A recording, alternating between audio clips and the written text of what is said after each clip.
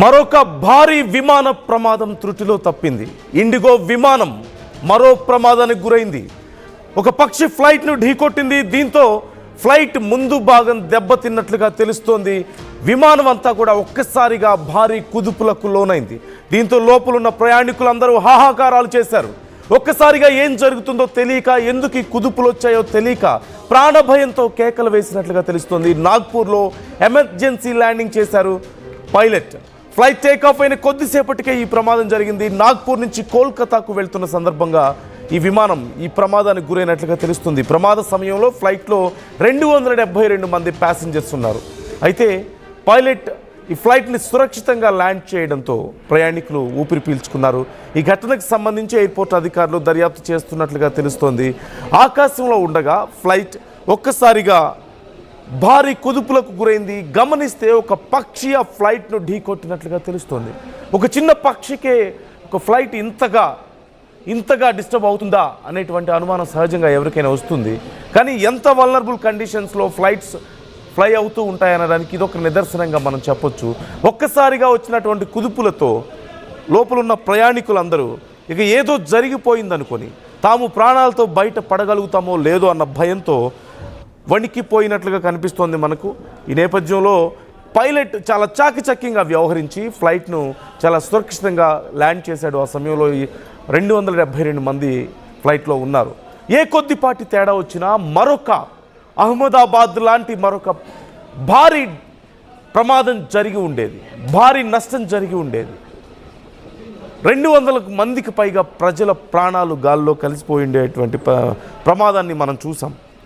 విమానాన్ని కేవలం ఒక పక్షి ఢీకొన్నందుకే విమానం ఈ కుదుపులకు గురైనట్లుగా తెలుస్తోంది. దీంతో ప్రయాణికులు తీవ్ర ఆందోళన చెందారు. అయితే పైలట్ చాలా జాగ్రత్తగా వ్యవహరించారు. విమానాశ్రయం సీనియర్ డైరెక్టర్ అబీద్ రూహి దీనికి సంబంధించి ఇప్పటికే డీటెయిల్స్ మనకు బయటకు ఇచ్చారు. ఇండిగోకు చెందినటువంటి నాగ్పూర్ కోల్కతా విమానం నంబర్ 6E812ని ఒక పక్షి ఢీకొట్టిందని, తర్వాత విమానాన్ని సురక్షితంగా ల్యాండ్ చేయడం జరిగిందంటూ ఈ ఘటనకు సంబంధించి దర్యాప్తు చేస్తున్నామంటూ కూడా అధికారులు చెప్పారు. ఆ సమయంలో 272 మంది ఉన్నారు అంటూ కూడా చెప్పారు. అయితే సేఫ్ ల్యాండింగ్ తర్వాత ప్రయాణికులందరూ ఊపిరి పీల్చుకున్నారు. తమ ప్రాణాలు ఆ దేవుడు ఎలాగో కాపాడాడు అంటూ, పైలట్ చాకచక్యంగా వ్యవహరించడం వల్లే తాము బయటపడ్డామంటూ ప్రయాణికులు సైతం ఊపిరి పీల్చుకున్నట్లుగా మనకు తెలుస్తోంది. అయితే సహజంగా ఇంత భారీ ఫ్లైట్కి ఒక చిన్న పక్షి వల్ల ఇంత పెద్ద కుదుపు ఎలా వస్తుంది, ఇంత పెద్ద ప్రమాదం జరుగుతుందా అనేదే ఇక్కడ చాలా కీలకమైన అంశం. సహజంగా ఇంజిన్లోకి ఏ చిన్నపాటి ఒక పక్షి వెళ్ళినా సరే ఒక్కసారిగా భారీ ప్రమాదానికి దారి తీసినటువంటి సందర్భాలు మనం అనేక చూసాం. ఆ టర్బైన్లో ఒక్కసారి ఒక చిన్న పక్షి వెళ్ళినా సరే చాలా పెద్దగా ఉంటాయి కదా ఇంజిన్స్. ఆ ఇంజిన్లోకి ఒక చిన్న పక్షి వెళ్తే ఏమవుతుంది అనేది చాలామందికి ఉన్నటువంటి డౌట్. కానీ ఎంత సెన్సిటివ్గా, ఎంత యాక్యురేట్గా పనిచేస్తే అంత సేఫ్గా విమానాలు తిరగగలుగుతున్నాయి, అంత బరువైనటువంటి విమానాలు తిరగగలుగుతున్నాయి అనేది ఒకసారి మనం ఆలోచించవచ్చు.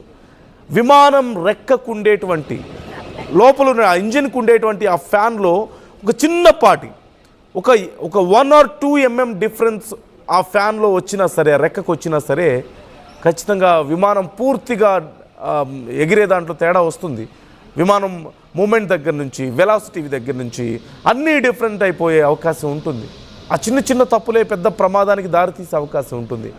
అంత సెన్సిబుల్గా ఉంటుంది విమానం ఎగిరే సమయంలో. ముఖ్యంగా దాని కండిషన్ చాలా వల్నరబుల్ కండిషన్లో ఎప్పుడూ ఉంటాయి విమానాలు, ఫైటర్ జెట్స్లా కాదు. ఈ నేపథ్యంలోనే చిన్న పక్షులైనా సరే భారీ ప్రమాదాలకు దారితీసే అవకాశం ఉంటుంది. కాబట్టి విమానం ఎగిరే సమయంలో ఆకాశం కేవలం మేఘావృతమై ఉందా, వర్షాలు పడుతున్నాయా ఇంతవరకే చూసుకోరు. పక్షులు ఉన్నాయా లేదా అనేది కూడా చూసుకుంటారు. ఒక చిన్న పక్షి అక్కడ తిరుగుతున్నా సరే విమానం ఎగరనివ్వరు. ఎగిరితే ఎప్పుడు ఏం జరుగుతుందో తెలీదు. ఆ చిన్న పక్షి ఆ విమానం ఇంజిన్లోకి వెళ్తే చాలు, కోట్ల రూపాయల విలువ చేసే విమానం, 100 మంది ప్రయాణికుల ప్రాణాలు గాల్లో కలిసిపోవడానికి క్షణాల్లోనే ఇదంతా జరుగుతుంది. ఆకాశంలో విమానం ఉండగా పక్షులు ఢీకొని ప్రమాదాలు జరిగిన ఘటనలు అనేకం ఉన్నాయి. ఇప్పుడు ఇండిగో విమానం అలాంటి ఒక భారీ ప్రమాదం నుంచి, ఒక చిన్న పక్షి కారణంగా ఒక భారీ ప్రమాదం నుంచి త్రుటిలో బయటపడిందనడంలో ఎలాంటి సందేహం లేదు. ఈ నేపథ్యంలో ఈ ఘటనకు సంబంధించి ఎయిర్పోర్ట్ అధికారులు సైతం దర్యాప్తు చేస్తున్నారు.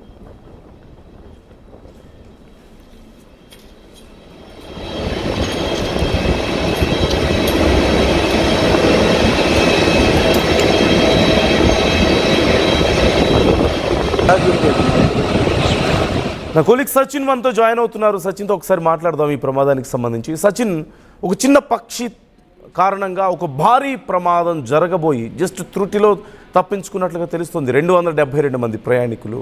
ఓవరాల్గా డీటెయిల్స్ ఎలా ఉన్నాయి, అధికారులు ఏమంటున్నారు? రైట్, ఇదే అంశానికి సంబంధించి ప్రస్తుతం వాళ్ళు పూర్తి స్థాయిలో సమీక్ష చేయడం జరుగుతోంది. ఎందుకంటే ఫ్లైట్ ఎమర్జెన్సీ ల్యాండింగ్ అనేది మరి ముఖ్యంగా మధ్య కాలంలో మాట్లాడుకుంటున్న పరిస్థితి. మరి ముఖ్యంగా కోల్కతా బాండ్ ఇండిగో ఫ్లైట్ గా చెప్పుకోవడం జరుగుతోంది.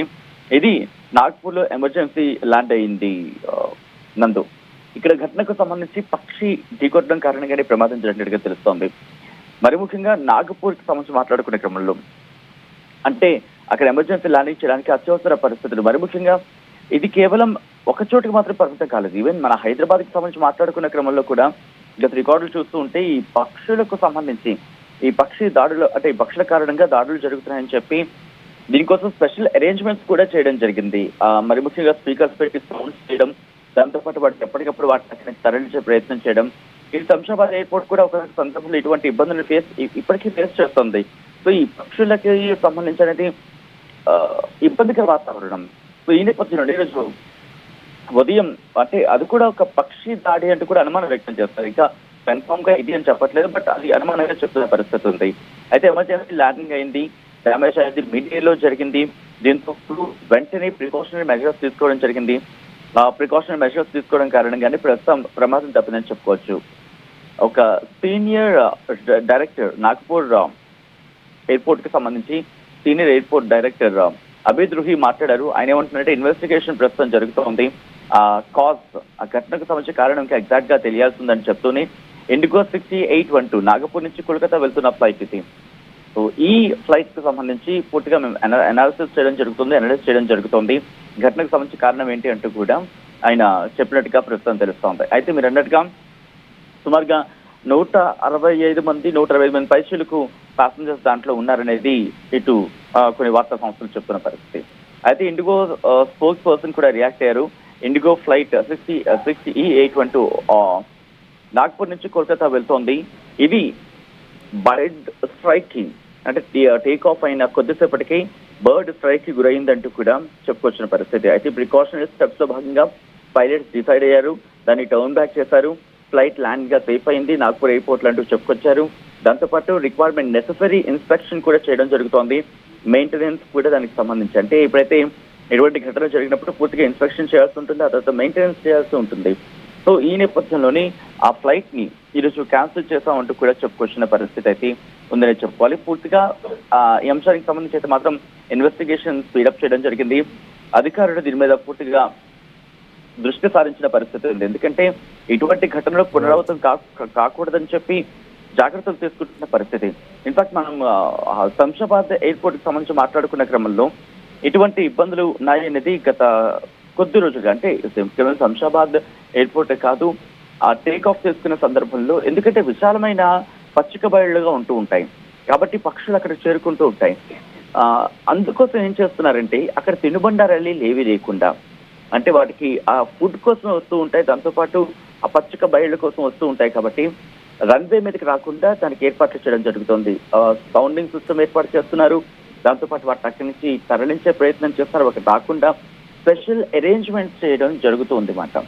గత కొద్ది రోజులుగా ఈ పక్షుల బెడద ఇటు కేవలం ఒక ప్రాంతానికి మాత్రమే కాదు, దాంతోపాటు మిగిలిన ఎయిర్పోర్ట్స్ కి సంబంధించి మాట్లాడుకునే క్రమంలో ఇటువంటి పరిస్థితే ఉంది.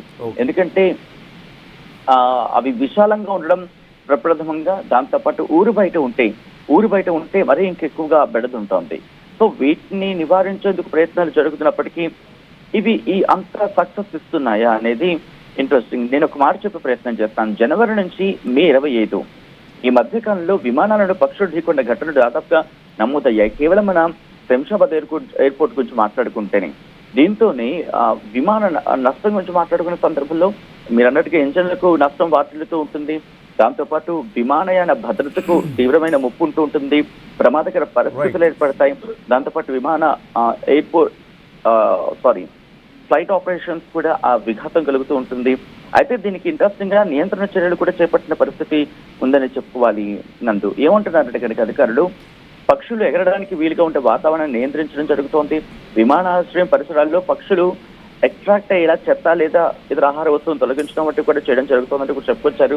కొన్నిసార్లు అయితే ఎయిర్ టవర్ సిబ్బంది పక్షులను తరిమేయడానికి ఒక స్పెషల్ ప్రొసీజర్స్ ని కూడా ఫాలో అవుతున్నారు.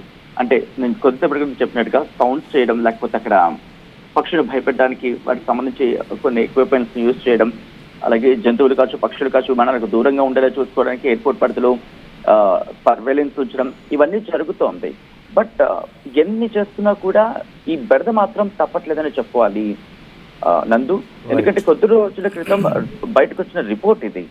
ఈ పక్షుల తాకిడికి ఈరోజు నాగపూర్ కోల్కతా ఫ్లైట్ కి సంబంధించి ఆపరేషన్స్ లో ఇబ్బంది కలగడానికి కారణం కూడా పూర్తిగా కొట్టిపారేయడం అంటే ఘటనకు సంబంధించి. ఎందుకంటే వెళ్తున్న క్రమంలో మరి ముఖ్యంగా ఈ ఘటనలు ఎప్పుడు టేక్ ఆఫ్ జరిగే ప్రాంతంలో, ఎందుకంటే ఒక సర్టెన్ హైట్ కు వెళ్ళిపోయిన తర్వాత బహుశా రాబద్దులు కావచ్చు, లేకపోతే మన గ్రద్దలు అంటూ ఉంటాం, అవి ఆ హైట్ లో ఉండే అవకాశం ఉంటుంది తప్ప మిగిలిన చిన్న చిన్న పక్షులు ఆ హైట్ ని అందుకునే అవకాశం చాలా తక్కువగా ఉంటూ ఉంటుంది.